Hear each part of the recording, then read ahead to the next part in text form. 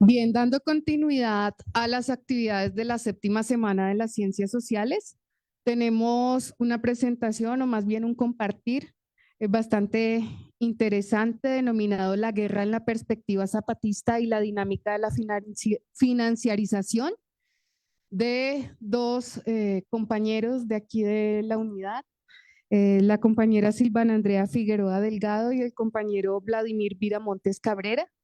Voy a hablar un poco de sus semblanzas para dar paso a la presentación. La doctora Silvana Andrea Figueroa Delgado es docente investigadora de la Unidad Académica de Ciencia Política de la Universidad Autónoma de Zacatecas, doctora y maestra en Ciencia Política y economista de profesión. Su campo de investigación es en Economía Política del Desarrollo y en Estudios Sociales de Ciencia y Tecnología, y actualmente se encuentra consolidando sus conceptos de Estado-Nación formal y Estado-Nación real en el marco de relaciones imperialistas, al igual que el del toyotismo digital. Algunas de sus publicaciones son los capítulos Industria 4.0, Automatización y Desempleo, e Inversión extranjera directa y derrames tecnológicos, una relación cuestionada desde la experiencia mexicana, en coautoría con nuestra compañera egresada Graciela Nájera Solís, y La triple hélice y el subdesarrollo, una crónica de complicaciones, con Miguel Omar Muñoz Domínguez, así como el libro de su autoría exclusiva, El Estado y el trabajo científico en el proceso de desarrollo. La articulación pendiente de América Latina ha dirigido 16 tesis de posgrado, posee el nombramiento de perfil deseable por parte de PRODEP desde 2006 y desde 2013 es miembro del Sistema Nacional de Investigadores e Investigadoras. Y nuestro compañero Vladimir Viramontes Cabrera es egresado de aquí de la Unidad Académica de Ciencia Política, doctor en Ciencia Política, obtuvo la maestría en Ciencia Política y la licenciatura en Psicología con especialidad en Psicología Social por la misma institución. Se desempeña actualmente como docente investigador de la Unidad Académica Preparatoria de la Universidad Autónoma de Zacatecas y está impartiendo asignaturas dentro del área histórico-social. Su campo de investigación es en crisis contemporánea, resistencias y movimientos sociales, y recientemente junto con la doctora Silvana Figueroa publicó el artículo La construcción de la autonomía zapatista, reflejo de un horizonte emancipatorio en veredas, en la revista de pensamiento sociológico de la UAM. Entonces, sin más preámbulos, agradecemos su presencia y adelante, Vladimir. Bueno, muchísimas gracias a Maleli por esta presentación, a todos ustedes también por su asistencia y desde luego a la unidad, pues por permitirnos una vez más poder estar aquí compartiendo algo de lo que hemos estado trabajando.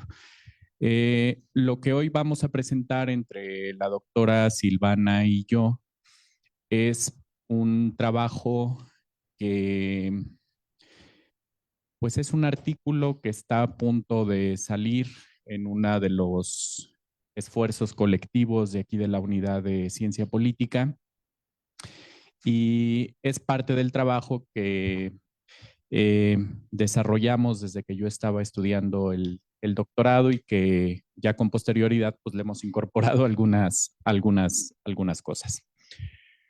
Bueno, quiero empezar con una afirmación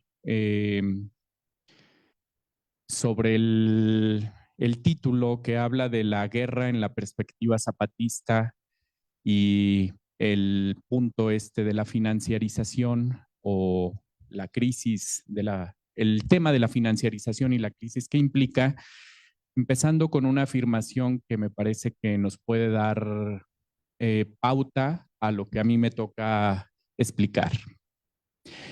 Y es la siguiente afirmación: lo que vivimos actualmente es una guerra mundial, una guerra diferente a las tres anteriores.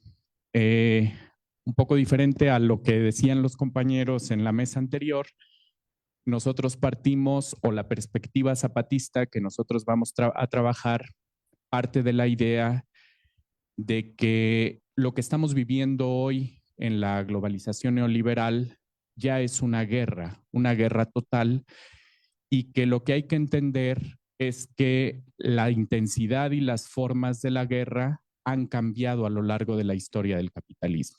Entender a la guerra no solamente como un elemento que se presenta en determinados momentos, sino la guerra como un elemento constante y permanente en el origen, en el desarrollo y en la reproducción del capital, sino entender que necesita el capital de la guerra para su reproducción.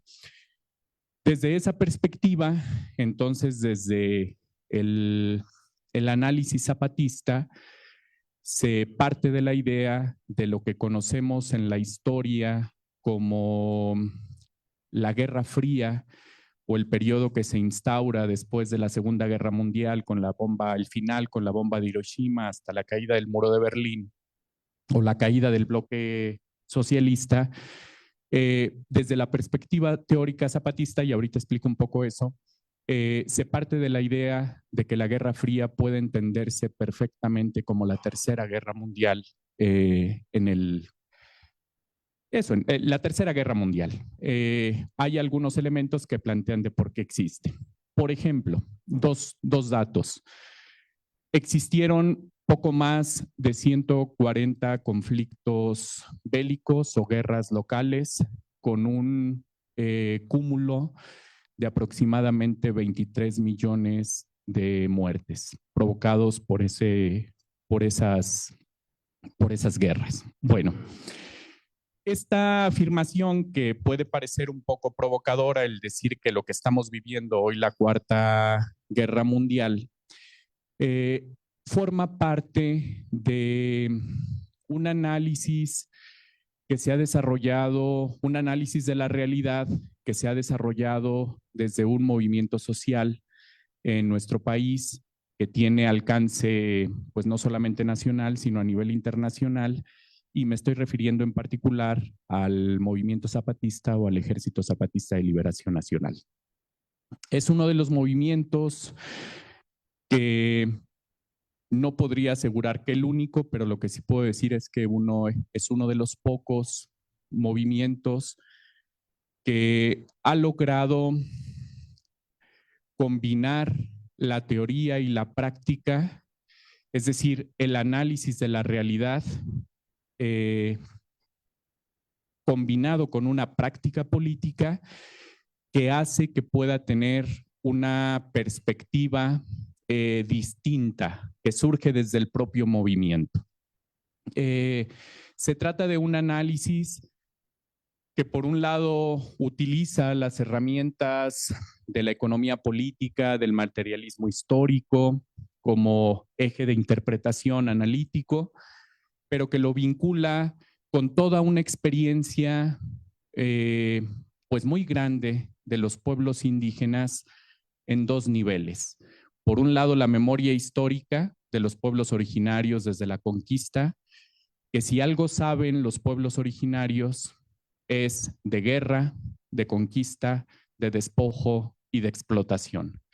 Y por otro lado, de la experiencia propia, no solo de esa memoria histórica de los pueblos indígenas, sino ya en particular de lo que es la resistencia de los pueblos indígenas zapatistas. Entonces, eso da una posibilidad no solamente de análisis de la realidad, sino de una construcción teórica que permite no solamente interpretar el mundo en el que se está viviendo, sino sobre todo permite con posterioridad plantear una serie de iniciativas que tienen un alcance local, regional, nacional, internacional, producto de esta vinculación existente entre la teoría y la práctica.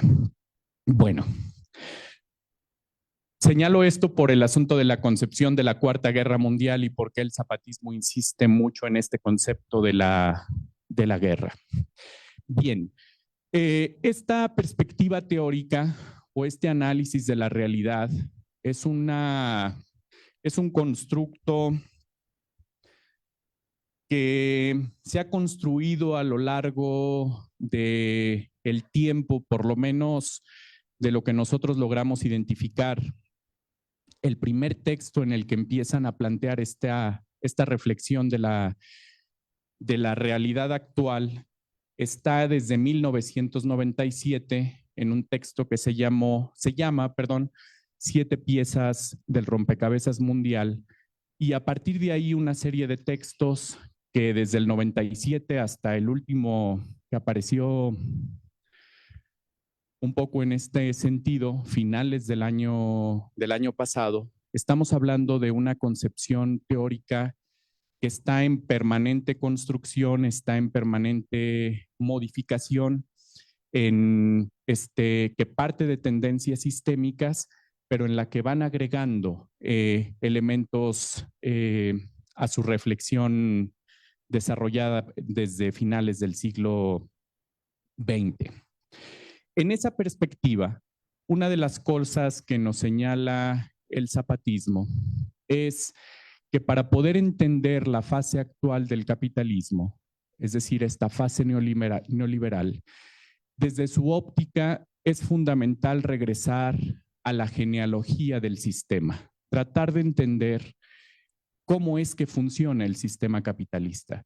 Y desde la perspectiva zapatista, metafóricamente utiliza la idea de que el sistema funciona bajo 4 ruedas o bajo 4 elementos que son fundamentales, que actúan de manera simultánea y que tenemos que tomar en cuenta. Por un lado, el despojo, haciendo alusión a lo que Marx trabajó en la acumulación originaria y cómo el despojo es un elemento, cambió a lo largo del tiempo, no es el mismo objetivo, pero como un elemento que está presente a lo largo del desarrollo del capital. El asunto de la explotación, de la fuerza de trabajo, la represión en términos de el aniquilamiento del enemigo o en términos de la guerra, o el aniquilamiento de la diferencia en términos actuales de todo aquello que no se adapte a la cultura del consumo, a la cultura del mercado, y el asunto de el desprecio, la discriminación, a la diferencia o la cultura pues que se resista a esa cultura dominante. Bien, regresando a esa genealogía o tomando en cuenta, mejor dicho, ese planteamiento, entonces el zapatismo sostiene que la guerra en el sistema capitalista es un elemento constante. Un elemento que está en el origen, vuelvo a repetirlo, en el origen, ¿se trabó?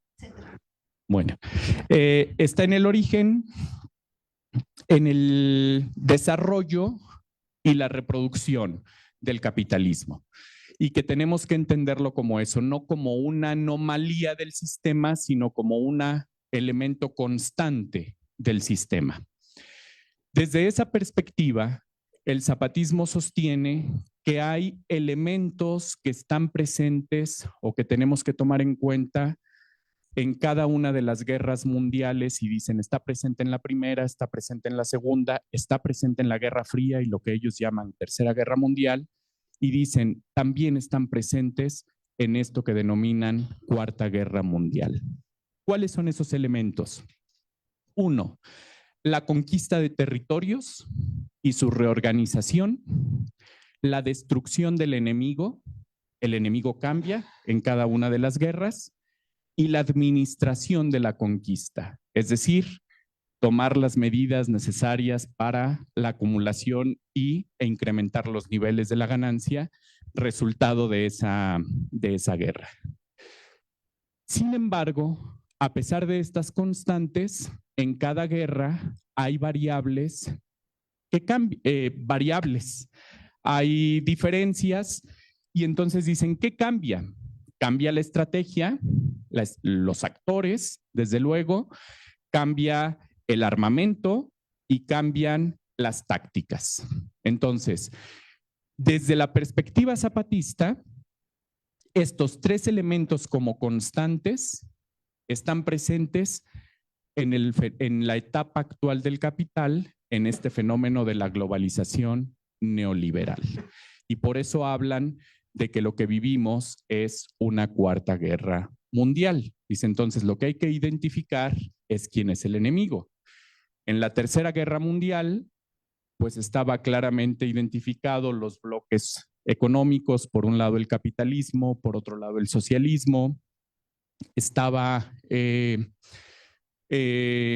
una nueva forma de la guerra distinta a lo que se vivió en la Segunda Guerra Mundial, y resultado del aniquilamiento del bloque socialista, entonces lo que tenemos es un mundo por conquistar, un mundo por reordenar, nuevos territorios libres para el capital, y lo que hay que encontrar entonces es quién es el enemigo. Si el enemigo bloque socialista fue derribado, entonces ¿quién es el enemigo? Desde la perspectiva zapatista, por lo menos en los primeros análisis, se afirma que el enemigo es la humanidad. Y con posterioridad, lo que agregan es la humanidad y la naturaleza. Y entonces la forma de hacer la guerra puede tener tintes bélicos, como lo explicaron los compañeros en la mesa anterior, pero no necesariamente, sino que la guerra adquiere nuevas características, incluso se habla de una guerra total. Y quiero señalar algunos puntos de manera rápida que voy a tratar de leer para no consumirme mayor tiempo. Bien. La implementación del actual patrón de acumulación neoliberal tiene como intención subyacente reforzar el sistema de dominación capitalista y el incremento de la ganancia mediante la automatización de la producción, los cambios en la relación capital-trabajo, la mercantilización de los recursos naturales y la especulación financiera. Ya hablará la doctora Silvana al respecto. Se trata de una nueva guerra de conquista de carácter global que recurre a un mecanismo, según los zapatistas, que consiste en la destrucción, en el despoblamiento, en la reconstrucción de los aspectos económicos, políticos, culturales y sociales de regiones y países enteros. Tal vez estos mecanismos o esta fórmula de destrucción, despoblamiento, reconstrucción, reordenamiento, es fácil identificarlos dentro de un proceso bélico o una guerra, o lo que ayer abarcaban los compañeros en la mesa, son elementos que se pueden utilizar cuando se habla del desplazamiento forzado. Pero si lo llevamos a cualquiera de los terrenos, pensemos por ejemplo en el aspecto de las relaciones laborales, este mecanismo de destrucción opera, hay ese proceso de despoblamiento, hay la reconstrucción de las relaciones laborales y hay un nuevo reordenamiento. Por lo tanto, es un elemento o es un componente de elementos que pueden servir de análisis a diferentes esferas. El zapatismo identifica la fase de la globalización neoliberal con lo que ha nombrado como la Cuarta Guerra Mundial, cuyo enemigo fundamental es la humanidad, en la medida en que la globalización es una universalización del mercado y todo lo que se oponga a la lógica del mercado es un enemigo que debe ser destruido. En el último escrito que señalaba del 2023, afirman que otro de los enemigos, ya lo venían trabajando con anterioridad, es el asunto de la naturaleza y que hoy nos encontramos en una situación en donde ya no es posible, la afirmación del zapatismo es de que ya no es posible el equilibrio entre la relación hombre o capitalismo, naturaleza, que ya estamos en una situación que tiene efectos irreversibles. Se trata de una economía depredadora que asciende a la guerra a otro nivel, misma que ahora, apoyada en los avances tecnológicos, puede estar en cualquier lado. Una guerra totalizadora en donde el mundo entero está en juego. Guerra total quiere decir ahora, en cualquier momento, en cualquier lugar, bajo cualquier circunstancia. Esta perspectiva concuerda, o mejor dicho, Jérôme Bachet, que es un intelectual francés que ha seguido muy de cerca el estudio del zapatismo, concuerda en que una de las características del capitalismo neoliberal es precisamente la extensión totalizante de la lógica de la economía a todos los niveles de la vida. Implica la destrucción de las maneras de vivir que no se adecúan a él, las formas de vida propias de la gente, en especial las que dan cohesión y sentido de comunidad para reorganizar territorios y remodelar poblaciones enteras conforme a sus necesidades. Se impone un esquema de valores hegemónico, el del mercado, en detrimento de la diversidad cultural, que forma identidades y colectividad. Sergio Rodríguez Lascano, que es otro de los intelectuales que ha seguido la trayectoria zapatista y que ha dedicado mucho de su tiempo a estudiarlos, afirma: desde esta perspectiva, el neoliberalismo no consiste en un simple modelo económico. Se trata de una forma de organizar, entre paréntesis, desorganizar la vida de la gente, es decir, del conjunto de las relaciones sociales, la economía, la política, el Estado, la ideología, la cultura, las relaciones internacionales y desde luego el concepto y la práctica de la guerra, arribando a la práctica de la guerra total. Desde esta perspectiva de guerra, como rasgo permanente del capitalismo que produce por y para ella, no está ausente el sentido bélico del capital y de disputas por acaparar. El sistema capitalista y de manera particular el neoliberalismo como Cuarta Guerra Mundial, esta perspectiva es controversial, sin lugar a dudas. Para insistir en esta idea de la dimensión totalizadora que cobra actualmente la ofensiva neoliberal, Bachet retoma la noción zapatista de guerra como no limitante a lo militar. Por guerra tenemos que entender todo lo que provoca la destrucción de la naturaleza y la humanidad, incluyendo misiles y campañas mediáticas, invasión química del campo, violencia patriarcal y fanatismo religioso, tráfico de personas y de órganos, crimen organizado y desapariciones forzadas, despojos disfrazados de progreso, entre otros. La Cuarta Guerra Mundial enmarca múltiples intensidades y formas de ofensiva, útiles todas ellas para la reproducción del sistema capitalista, que avanza en su reconquista y en su reordenamiento. No importa lo que destruya, quede o sobre, es desechable mientras se obtenga la máxima ganancia y lo más rápido posible. A partir de esta perspectiva, el zapatismo entonces afirma que en el marco de la Cuarta Guerra Mundial, lo que hoy estamos viviendo es un problema de una crisis estructural en el que uno de los elementos claves de esa crisis estructural tiene que ver con la financiarización. Y es de lo que nos va a hablar la doctora Silvana. Muchas gracias, doctor Vladimir, y gracias a la doctora Maleli por la presentación. Y bueno, gracias a todas, todos por su asistencia aquí y por hacernos fraterno en la estancia aquí enfrente, que no siempre es fácil.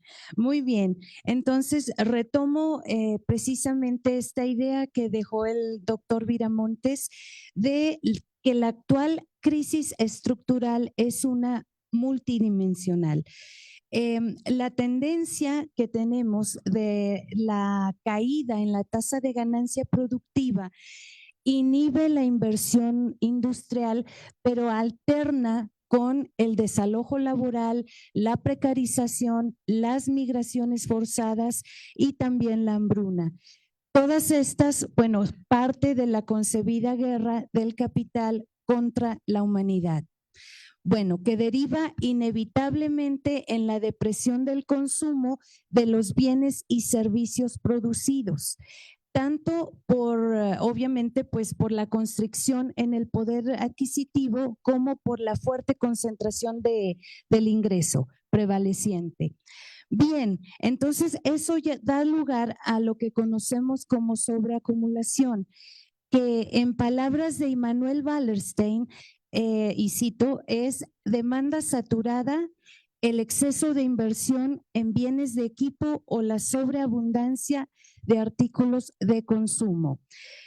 Es decir, hay plusvalor creado, pero no se puede convertir en ganancia realizada por la falta de compra. Entonces se torna en pérdida. Bien, pues ante este panorama y dada la apertura económica, también el relajamiento de cierta regulación y también el avance en los medios tecnológicos, sobre todo las tecnologías de la comunicación, el ámbito financiero aparece como una vía oportuna tanto para hacerse de ganancia capitalista, por un lado, como para hacerse del financiamiento, el tan necesario financiamiento para la inversión o para el mismo consumo, por otro lado. Entonces, se nos presenta como el espacio que conecta a los agentes que ofrecen los recursos con los que lo necesitan. Bien, así tenemos al pujante y enmarañado mercado financiero al que concurren empresas, inversionistas individuales, estados e instituciones financieras para vender y comprar, no sin riesgos, o sea, más bien siempre bajo riesgo, vender y comprar acciones, títulos de activos. Estos títulos pueden ser de inmuebles, de paquetes de préstamos hipotecarios, préstamos al consumo, cuentas por cobrar o activos tan complejos como futuros flujos de ingreso sobre proyectos inmobiliarios sobre todo o derechos de propiedad industrial, bueno, intelectual e industrial, eso no lo anoté ahí. Otro es también la venta y compra de los llamados derivados financieros. Cada vez se va como complicando más este ámbito. Bueno, estos son activos subyacentes que se venden o más bien el pago total se efectúa en un plazo futuro, pero a un precio acordado, pactado al momento de tomarse el acuerdo, ¿sí? Claro, se hace así porque se proyecta que en ese plazo futuro va a haber mejores precios, mejores tasas de interés o mejores tasas de cambio, según se trate de acciones o índices. Los índices se presumen más estables porque se conforman de diferentes valores, de varios valores. Por ejemplo, tenemos el índice bursátil del Dow Jones, todos estos obviamente basados en las bolsas de valores. Este es una bolsa en Nueva York. Bueno, se divide en 3 subíndices. Por ejemplo, uno de ellos, el industrial, está conformado por 30 empresas. Entonces, se visora o se descansa en el hecho de que si las acciones de una sube, o más bien, si una cae, ¿verdad? Se puede o no compensar con la subida de otra. Entonces, por eso es que se presumen un poquito más estables. Bien, volviendo a esos índices se invierte a través de fondos cotizados, así se llaman, que son agencias que emulan el comportamiento de los índices, o sea, los puntos de subida, los puntos de bajada, y según eso, la ganancia o la pérdida. Bien, volvemos a nuestra lista y tenemos también materias primas.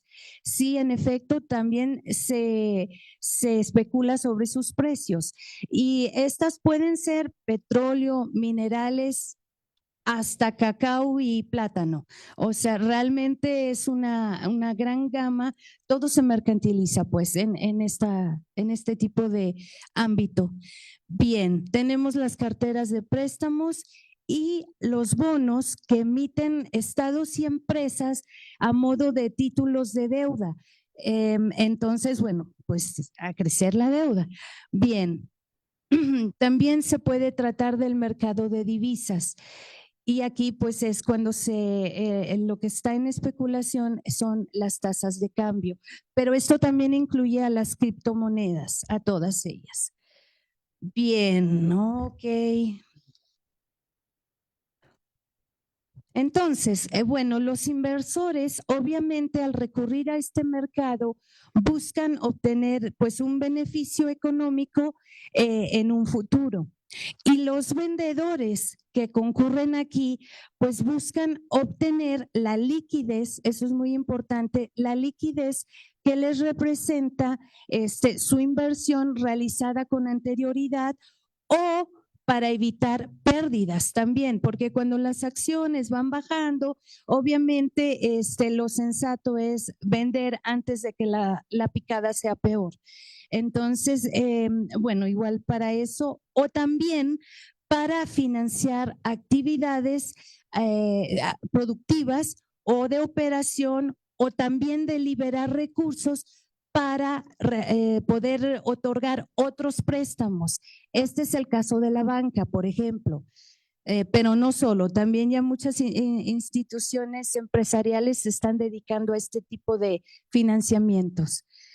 Bueno, la situación es que aun cuando se puede basar en bienes materiales, o sea, por ejemplo, los inmuebles, las materias primas, lo cierto es que estas son transacciones que se realizan sobre la base de la especulación y se realizan una y otra vez, o sea, venta sobre venta sobre venta. Es una promesa de futuro lo que sostiene estas transacciones, estos movimientos. Y aunque no se quiera aceptar por parte de los apologistas de la financiarización, sí merma a la economía real. Miren, vas a ver en la bolsa de valores cuando ve uno cotizar a cualquier consorcio de los más importantes. En cuanto el consorcio anuncia recorte en su plantilla laboral, los valores suben.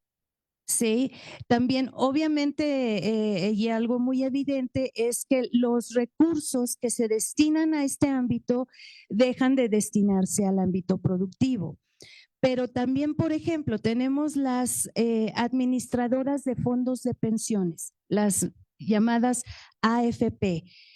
Estas a veces no tienen la capacidad de devolver a sus cotizantes, exacto, lo devengado con los intereses prometidos porque ocuparon sus recursos en alguna empresa o algunos valores que se desplomaron.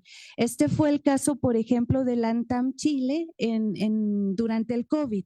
Obviamente, pues las aerolíneas no estaban operando a su máximo potencial, muy al contrario, se deprimió bastante. Y aquí en este año 2020, las AFP que cotizaron con esas pensiones en esa empresa perdieron 399 mil millones de pesos chilenos. ante esta, antes de eso, obviamente esto también vuelve a constreñir el poder adquisitivo y vuelve a limitar la realización de la producción y su correspondiente ganancia, porque hay menos recursos fluyendo en la economía real. Entonces, es cierto que aquí el Estado o los estados pueden salir al rescate, pero no sin dificultad, ya que sus responsabilidades monetarias están en crecimiento. Tenemos, por ejemplo, la deuda mundial para 2020 es la deuda conjunta de empresas, estados, sector financiero y hogares. Se estimó para este cierre en 365% del PIB anual. Esto es, o sea, la deuda total es 3.6 veces más que todo el valor monetario que se produce a nivel global. Entonces, digamos, estamos en apuros. Y esto debe llamar la atención porque es otra ruta para ir comprimiendo paulatinamente al sector productivo. Porque miren, si se fijan, las empresas obviamente ante esos fuertes compromisos y esos fuertes endeudamientos van a estar pagando intereses crecientes y eso le resta a sus operaciones, ¿verdad? Entonces, y ojo aquí también se constata que es gracias a lo productivo que subsiste lo financiero. O sea, lo productivo es la base real. Bien, o sea, no solo lo que hemos visto también en pensiones, que ahí se transfieren, pues tenemos también los recursos empresariales que pueden ser inversión productiva, se transfieren. Pero también tenemos a los hogares. O sea, es cierto que ya la población estamos fuertemente endeudadas. En palabra de Hudson, por el retroceso generalizado de los salarios y el esfuerzo por mantener el nivel de consumo. Obviamente, sí, cada vez nuestro poder adquisitivo está más deprimido y también pues las fuentes de ingresos se constriñen. Bueno, pero esta succión de recursos que hace el ámbito financiero desde el ámbito productivo, pues tiene límites, es natural y esto se manifiesta cada vez que estallan estas burbujas financieras que desde el zapatismo son llamadas como bombas financieras que explotan en cualquier momento y derivan en el aniquilamiento de puestos laborales. Bien, como hemos dicho, los estados generalmente salen al rescate del capital, pues están para servirle y así mutuamente, pero también pues sus márgenes están encontrando topes y eso pues es evidente con las cifras. Ahora bien, nada puede asegurar la capacidad de pago futuro. Esa es la realidad sobre el cual pues especula el mundo financiero, que constantemente tiene a su sustento a la economía real bajo ataque. Y esto entre paréntesis, esta es su contradicción. O sea, mata lo que le da vida, ¿verdad? Pero esa capacidad de futuro, de pago futuro, no se puede asegurar desde la misma dinámica de expulsión inherente al capitalismo. O sea, cada vez se va a tener menos capacidad según la lógica empírica y obviamente teórica. Y por eso es que esta financiarización es vista como un componente de la Cuarta Guerra Mundial en este análisis zapatista. Ahora bien, si es cierto que es aplastante la financiarización mundial, es también cierto que la sociedad industrial, aún bajo ataque, pues prevalece y con él prevalece la explotación del trabajo y el uso desmesurado de recursos naturales del planeta. Sí, es por eso que también desde el zapatismo la crisis también es ambiental. Y coincide con la perspectiva de colapso de Carlos Taibo en cuanto a la escasez y encarecimiento progresivo de las materias primas energéticas. Obviamente esto se debe a nuestra intensificada dependencia como civilización, pues, en ellas, en estas fuentes energéticas. O sea, somos él lo llama Taibo, civilización termoindustrial. Y ciertamente, pues así es. La relación que existe entre el calentamiento global, o sea, el calentamiento del planeta con el uso de combustibles fósiles está pues más que comprobada, perdón. Ahí ya me ando ahogando. Bien. Miren, ahora mismo, y esto es dicho sea de paso un poco en relación a lo que comentaba Vladimir en relación con lo del despojo, ¿verdad? La destrucción. Ahora mismo en Uganda está el gigante energético y petrolero, que es esta compañía Total Energies. Ahora mismo está provocando pues un fuerte conflicto social porque se supone que va a construir uno de los ductos más grandes del mundo. De hecho, según información de Abbas, este va a ser el más grande del mundo, atravesando completamente. Este proyecto supone la destrucción de 200 ríos y 12 bosques protegidos. Así es. Y bueno, desde ya ha puesto en peligro, o sea, desde ya porque ya comenzó en el mayor parque nacional de Uganda, ha destruido fauna como elefantes, jirafas y otros. Y bueno, va a implicar sin duda alguna el desplazamiento forzado de comunidades originarias y poblaciones campesinas que se encuentran en el camino, obviamente, de ese gran ducto. Bueno, además ya se documenta que son casi, bueno, al día de antier eran como 96 personas que habían sido ya arrestadas, secuestradas o torturadas por oponerse al proyecto.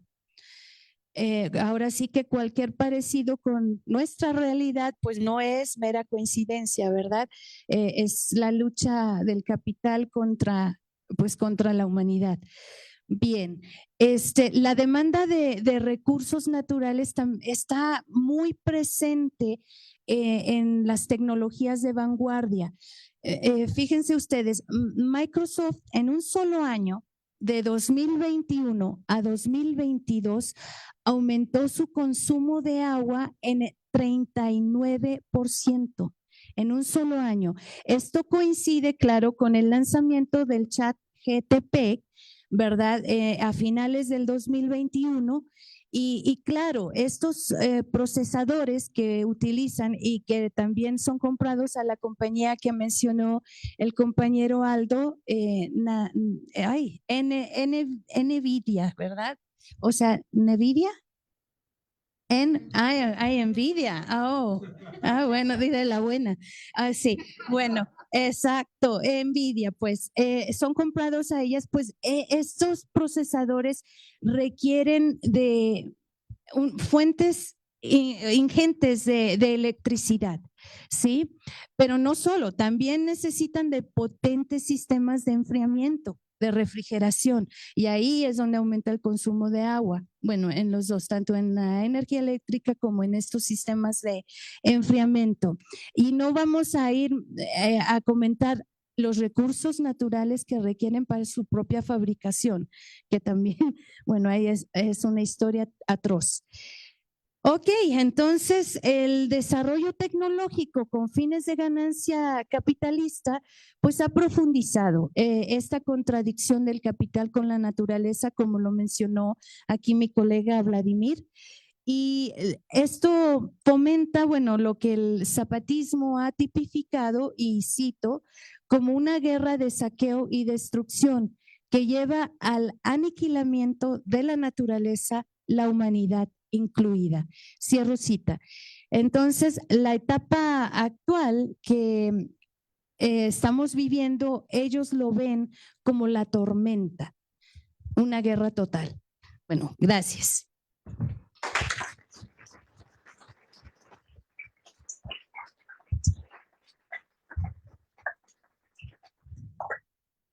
Pues agradecemos a la doctora Silvana y al doctor Vladimir por su presentación. Quisiera recoger